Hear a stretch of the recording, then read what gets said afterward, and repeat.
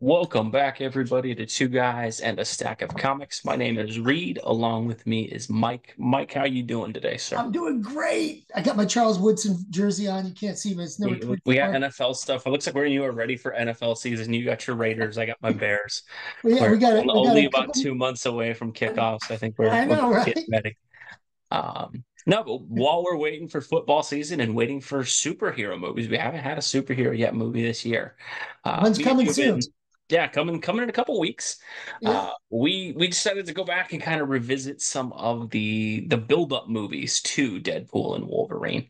And you and I used to do a series about 8 or 9 months ago. We ran through four movies that you and I said we love them, most people hate them. right. And another one that's part of that is one of the most maligned comic book movies of the past couple decades, and that is X-Men Origins Wolverine from I know. 2009. I will say, as a Wolverine fan, this has always been one of my favorite comic book movies, even though I can admit it is not a great movie. But we want to talk a little bit about why we do like the movie, while we can certainly understand the complaints that are about this film. Wanted to kind of highlight some things that we think are good about the movie, and some things and some trends in this film that actually kind of stand out, especially compared to the landscape that we have today, with some of the mistakes that we're seeing. So, Mike, I know it had been a while for you. We both recently just rewatched this thing. Upon rewatching X-Men Origins Wolverine, what were your kind of thoughts on it? It came out of the old school era of the side studios that owned characters and properties and were producing them. I think it was Fox that had Yep. the X-Men, and they also had the Fantastic Four, Mhm. whereas Sony had Spider-Man. Spider-Man. And Marvel sold those properties in the 90s to kind of keep the lights on and keep the presses rolling, because they were about ready to fold after the comic book crash in the 90s, the late 90s. So those movies kind of saved the day. And we did one in our series about the Fantastic Four movie that Mhm. people hate, that we loved. But this one here, came out of that era, although it did come out in 2008. 2009, I believe, is when it hit theaters.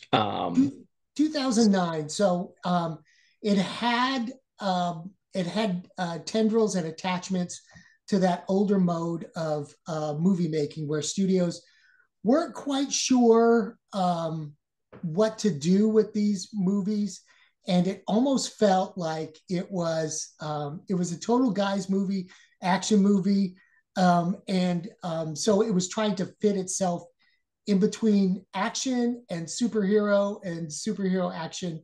And so it was kind of caught in that genre. And it is kind of dated, but very nostalgic, because it wasn't it cool to see Hugh Jackman play Wolverine like in that solo setting.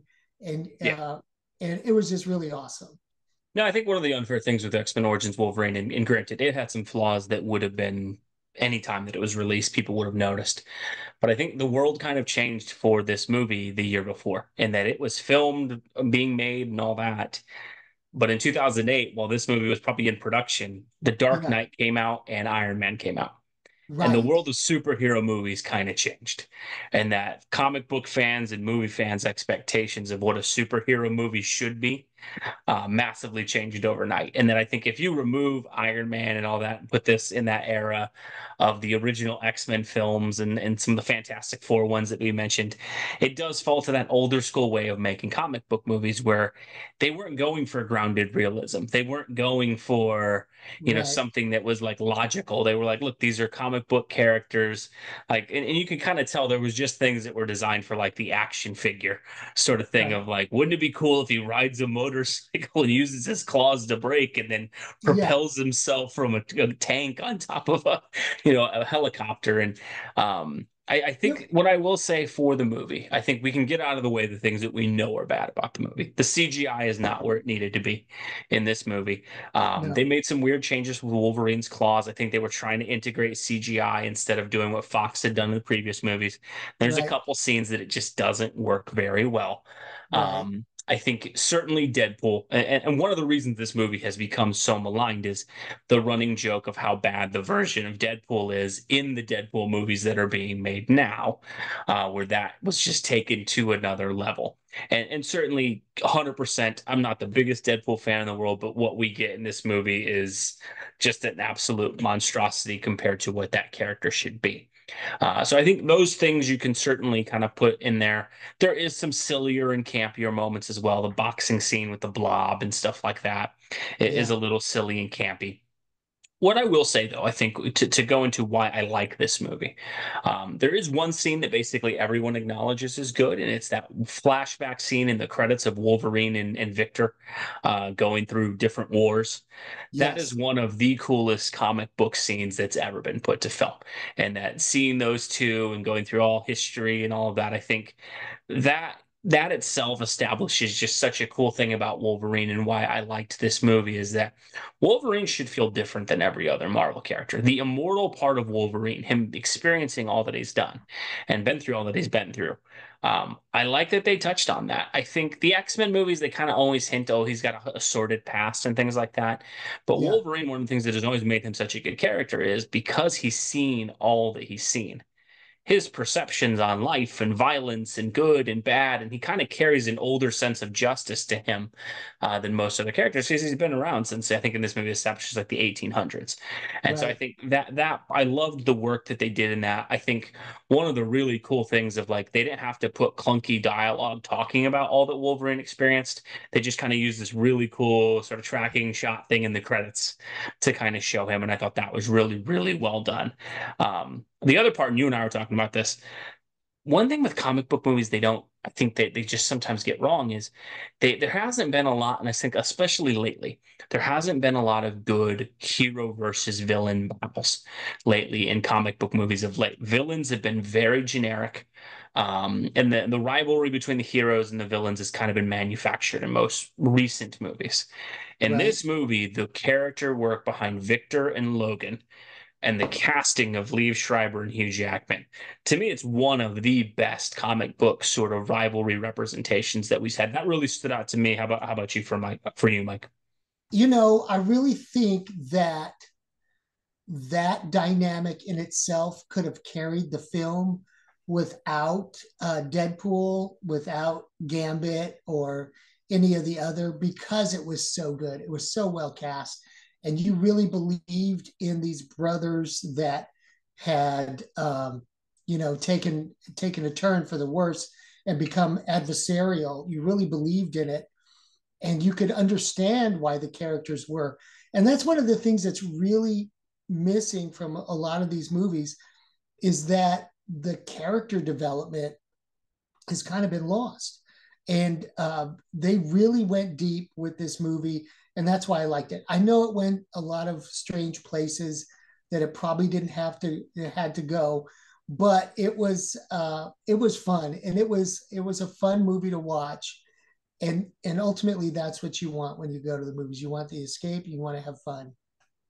Yeah, I think a couple other things it does really well in addition to building kind of that animus between those two characters where they dislike each other.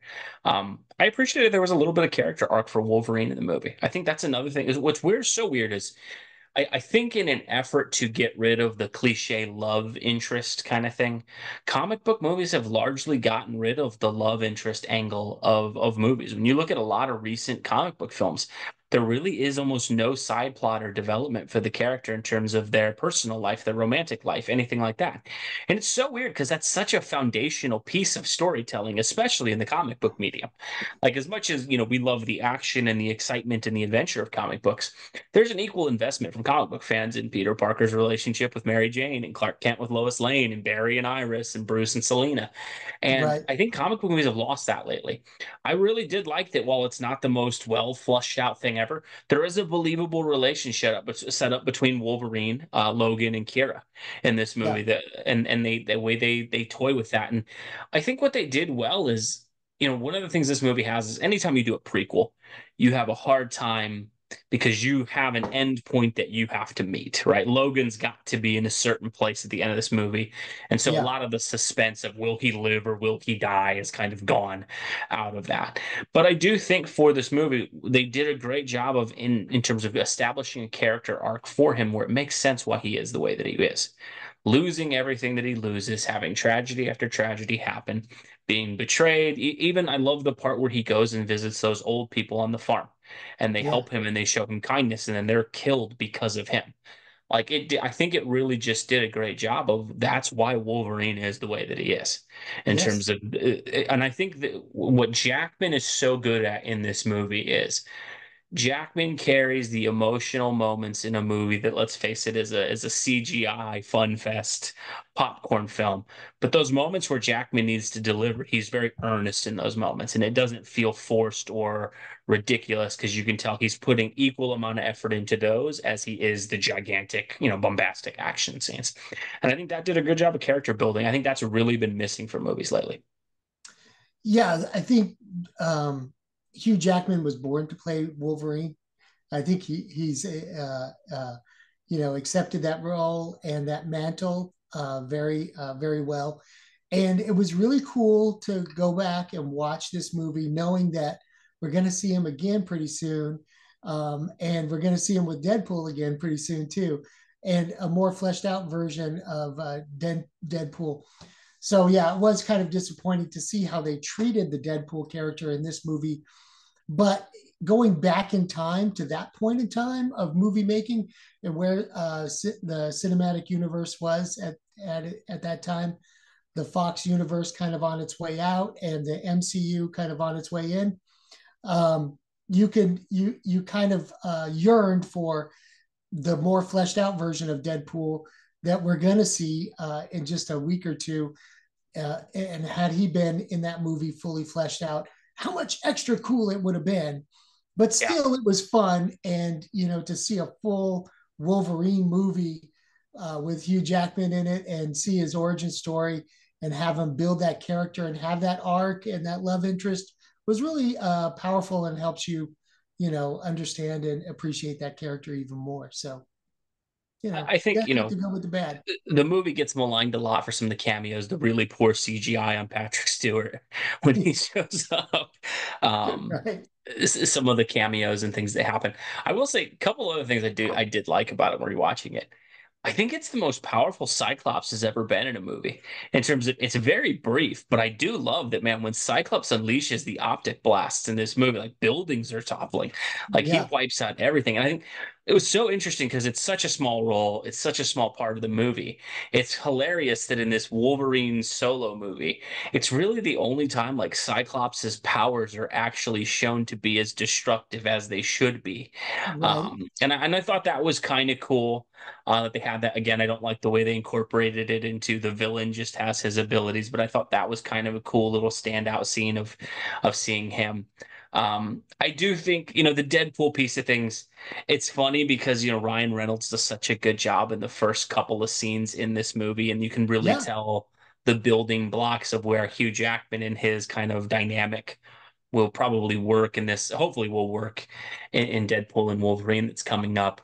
And I think even for as bad as those scenes are, I do think this is one of those things that the internet kind of tells people how bad things there are now, and then it's just easy once that train gets rolling to go down with it. And I think you kind of get blinded by all the negative factors that are there. One other thing we'll touch on real quick, Gambit, another character who does appear in this movie. I think Gambit and Deadpool to me, it kind of, and this is where I think Fox always was weird with the X-Men. Fox, you can tell there was a lot of studio input or interference in times where you can even see this in the original, the Bryan Singer first couple in the X3, The Last Stand, where Fox would just be like, "Well, we want to throw this character in, but we don't want to flesh him out, but we just think fans will think it's cool to see him for a second." And so you can kind of tell with Gambit, there probably wasn't a ton of thought put into the movie in terms of Gambit being there. It was kind of like, I we know. haven't had Gambit yet. Let's throw him in the movie. And you can tell it was very tacked on in the last hour. But I will say, even for as bad as it was kind of cool to at least see Gambit, get Right. something because he was so this will always puzzle me about Fox with the X-Men. There's so many characters that are just so weirdly ignored. And why Gambit? Like, Rogue being such a huge part of those first three movies, why Gambit was just massively ignored in favor of Iceman, I will never understand. I Um, know. I kind of I was one of those fans that really liked to see Gambit in a live action movie. I know he was kind of it did feel like he was kind of like thrown in there just cause, but it was cool to see Gambit. I think the actor did a good job of portraying him. So it was kind of fun. It yeah, I was think Taylor Kitsch, the guy who played him in the movie, he gets a lot of junk for it. But again, one of the things is, I just do feel like what me and you talked about earlier. There's an older way of making comic book movies where it was more just go have fun. Like yeah, we know this isn't going to win an Oscar. We're not trying right. to make some sort of serious period piece drama. Like just go out and blow stuff up. And like you said, I think this was really tailored to be kind of like a guy action flick. Just like let's Yeah. have an It explosion, totally choppers was. blowing up, helicopter ride Right? chases, and I do think Motorcycle they chases. delivered a little bit on that. Um, Again, what movie? I will never argue that this movie is perfect. I will never argue that this No. movie is like one of the top five comic book movies ever made. But I do think there's a really solid foundation that's in this movie. And I'll say, watching this, me and you, whenever we revisit these oldest movies, I'm always a little sad about what we get now. In terms of while we had a golden age of comic book movies, probably from like 2008 to maybe 2019. I miss the character work. I miss the character moments. I miss the moments where they'd let superheroes have personal lives and character arcs and story revelations and things like that. And while it's not perfect, I do think this movie, for all the junk that it gets, probably better than a lot of stuff the MCU and DCEU have released recently. But Right. let I us know will what you guys think. Go ahead, Mike. I will say the faux pas and the errors that they made in this movie, compared to some of the ones that they've made now, it still holds up for me. And being a fan of Wolverine, it's great to see because you got to see a lot of Wolverine, and the people wanted that at that Yeah. time. Absolutely. No, and absolutely delivered on the Wolverine Sabretooth rivalry, which as a Wolverine fan, I will always like this movie because it's the only movie, despite how long Jackman has played this character, Yeah. we only really got there's that really awful Wolverine Sabretooth dynamic in the first X-Men movie where Sabretooth doesn't talk. And then for Yep. some reason, Liev Schreiber never showed up again, which is just so weird. But and I was a Logan fan. It was so cool just to see that, even if it wasn't in the greatest film. Let us know what you guys think below. Are we completely off base on this one? Is this as bad as people say? Me and Mike are actually kind of fans of this film, Right. to be honest.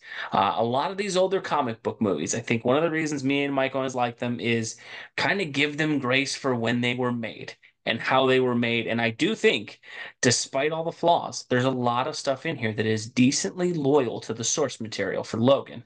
While it Yep. deviates, for sure, they did make an attempt, and I think that's a little better than we got. As always, folks, let us know what you think. We love seeing your guys' comments down below. We will probably have a couple more of these, and that Mike and I like a lot of comic book movies that are considered bad by people. So we'll probably revisit a few of these here in a little Right. bit. But Right.